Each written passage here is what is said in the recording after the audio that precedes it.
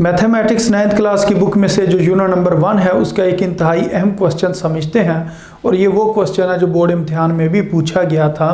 तो ये क्वेश्चन कुछ इस तरीके से है, if a matrix is equal to 1 2 0 1 then prove that A transpose, और इसका दोबारा जो ट्रांसपोज लें वो किसके बराबर आता है जी, ए के बराबर आता है। इस चीज़ को हमने क्या करना है जी, प्रूव करना है। तो इस क्वेश्चन को किस तरीके से सॉल्व करेंगे, सबसे पहले हम कहेंगे कि जो ए मैट्रिक्स है वो किसके बराबर है, 1 2 0 और 1 के बराबर है। और इसको आप इक्वेशन नंबर 1 का भी नाम देकर इसको छोड़ दें। अब इसका अब हमने क्या करना है, ट्रांसपोज लेना है। अब हम लिखते हैं taking transpose on both side, taking transpose on both side, कि हम दोनों साइडों पर ट्रांसपोज लेने लगे हैं।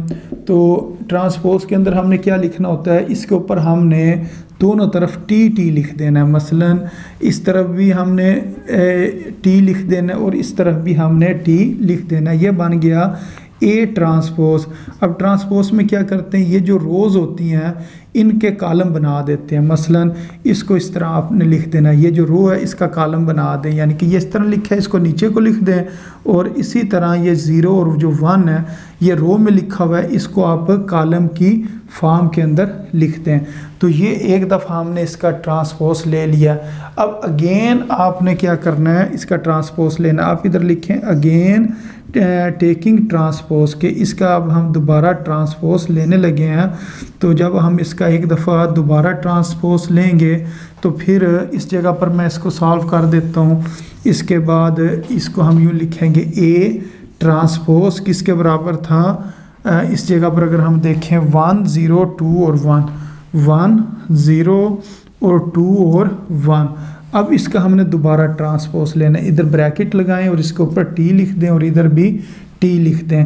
तो ये बन गया ए ट्रांसपोज का ट्रांसपोज। अब इसकी दोबारा ये जो रोज़ हैं इनको कॉलम में तब्दील कर दें या कॉलम को रोज़ में तब्दील कर दें, दोनों में से कोई एक काम करना होता है।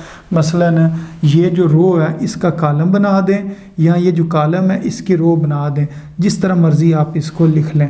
तो ये बन जाएगा 1 0, यानी कि ये जो इसकी रो है इसका मैंने कॉलम बना लिया। अब ये जो दूसरी रो है इसका मैंने दूसरा कॉलम बना लिया। अब ये जो चीज़ लिखी हुई है 1 2 0 1, तो इधर अगर हम देखें 1 2 0 1 ये किसके बराबर है, ए के बराबर है। इधर हम लिखते हैं यूजिंग 1 के जो इक्वेशन नंबर 1 है इसको इस्तेमाल करने से इसकी जगह पर हम क्या लिख सकते हैं, इसकी जगह पर हम ए लिख सकते हैं। तो इधर हम लिखेंगे ए ट्रांसपोज का ट्रांसपोज ये किसके बराबर है जी, ए के बराबर है। पर अब हम लिख देंगे हैंस प्रूव्ड, के इस चीज़ को हमने प्रूव कर दिया। तो उम्मीद है आपको इस क्वेश्चन की समझ आ गई होगी कि इस क्वेश्चन को किस तरीके से सॉल्व करना था। तो अपनी दुआओं में याद रखें। अस्सलामु अलैकुम वरहमतुल्लाहि वबरकातुहू।